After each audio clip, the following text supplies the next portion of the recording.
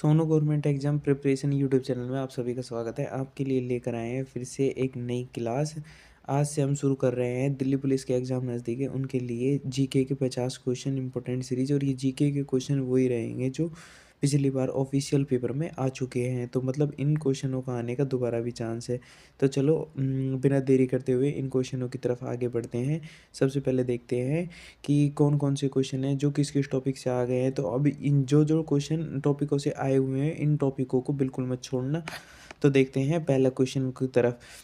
देखो आपका पहला क्वेश्चन क्या है, निम्नलिखित में से किस राज्य में खेलो इंडिया यूथ गेम्स के चौथे संस्करण की मेजबानी की थी।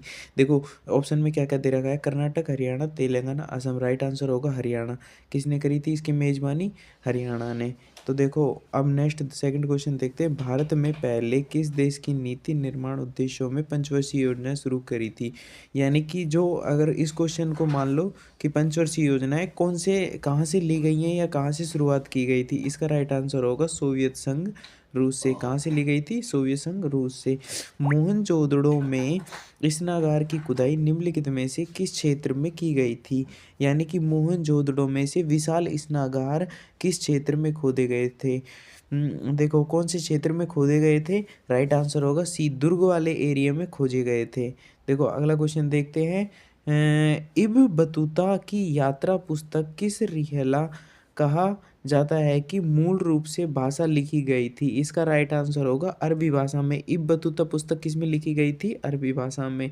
नेक्स्ट क्वेश्चन देखते हैं, भारतीय संविधान निम्नलिखित में से कौन सा अनुच्छेद कुछ मामलों में कार्य, शिक्षा और नीति सार्वजनिक सहायता का अधिकार है।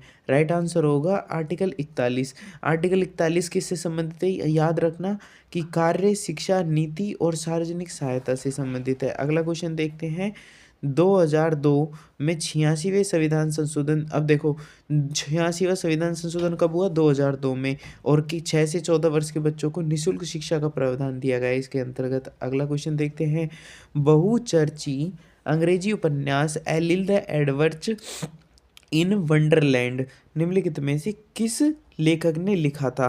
राइट आंसर होगा लुइस कैरोल ने। किसने लिखा था? लुइस कैरोल ने।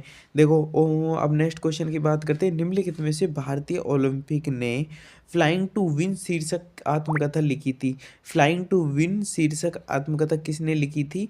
फ्लाइंग टू विन शीर्ष आत्मकथा लिखी थी साइना नेहवाल ने। अगला क्वेश्चन देखते हैं, भोजन के किस भाग से शौच बन निकलता है। यानी भोजन का कौन सा भाग होता है जो शौच के रूप में निकलता है, उसे कहते हैं अनुपयुक्त भोजन। अगला क्वेश्चन देखते हैं, अगला क्वेश्चन देखें, निम्नलिखित में से कौन सा आरबीआई पंजीकृत एनबीएफसी एमएफआई जो ग्रामीण को संयुक्त देयता समुद्र उधार मॉडल पर काम करता है। इसका राइट आंसर क्या होगा? Future microphones private limited. यानी ये कंपनी है जो आरबीआई के एमएफआई में काम करती है। निम्नलिखित में से कौन से शब्द में 42वां संविधान संशोधन जोड़े गए थे। देखो 42 संविधान संशोधन में कौन कौन से शब्द जोड़े गए थे? समाजवादी, धर्मनिरपेक्षता और अखंडता। कौन कौन से 3 वर्ड जोड़े गए थे? समाजवादी, धर्मनिरपेक्षता, अखंडता। देखो एक साथ तीनों दे नहीं रखे हैं, एक ही ऑप्शन में दे रखा है दोनों, तो राइट आंसर होगा बी। निम्नलिखित में से कौन सा उत्कृष्ट गैस का नहीं है। देखो उत्कृष्ट गैसों की ट्रिक क्या होती है? हीना, नीना और करीना का एक्सरे रंगीन।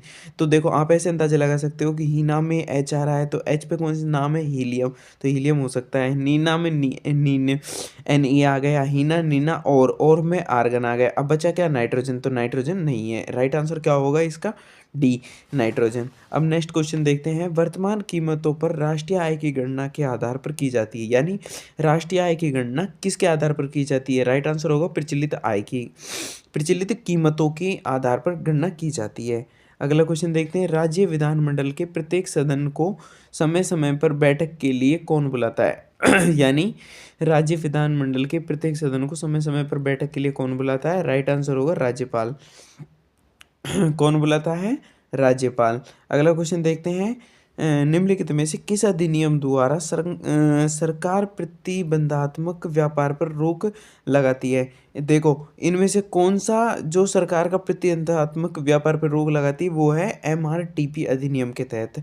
अगला क्वेश्चन देखो, सफल शिकार कार्यक्रम का जश्न मनाने के लिए सिद्धि धमाल निम्नलिखित में से किस राज्य का नृत्य है? यानी आपको ये याद रखना है कि सिद्धि धमाल है जो कौन से राज्य का नृत्य है या कौन सा त्योहार है? तो गुजरात। जो ये नृत्य की श्रेणी में आ रहा है सिद्धि धमाल, वो कौन से राज्य का होगा? गुजरात। अगला क्वेश्चन देखते हैं, निम्नलिखित में से धार्मिक अनुष्ठान अनुष्ठान करता था।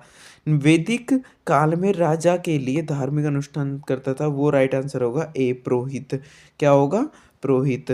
देखो अगला क्वेश्चन देखते हैं, महाकवि और मानवतावादी लेखक रविंद्रनाथ ठाकुर किस घटना के विरोधी में अपना नाइटहुड की उपाधि को लौटा दी? कौन सी घटना थी जिसमें उन्होंने नाइटहुड की उपाधि को लौटा दिया? वो था जलियांवाला बाग हत्याकांड सन 1919 का। और देखो ये डेट सभी में सही लिखी पड़ी है, तो आप इसको याद कर सकते हो कि बंगाल का विभाजन 1905 में हुआ, पीट्स इंडिया एक्ट 1784 का, और कामाटुमारू कांड हुआ 1914 में। इसका नेक्स्ट पार्ट चाहते हो तो एक अच्छा सा कमेंट कर दो और नेक्स्ट पार्ट के लिए वीडियो को लाइक करो। Thank you for everyone.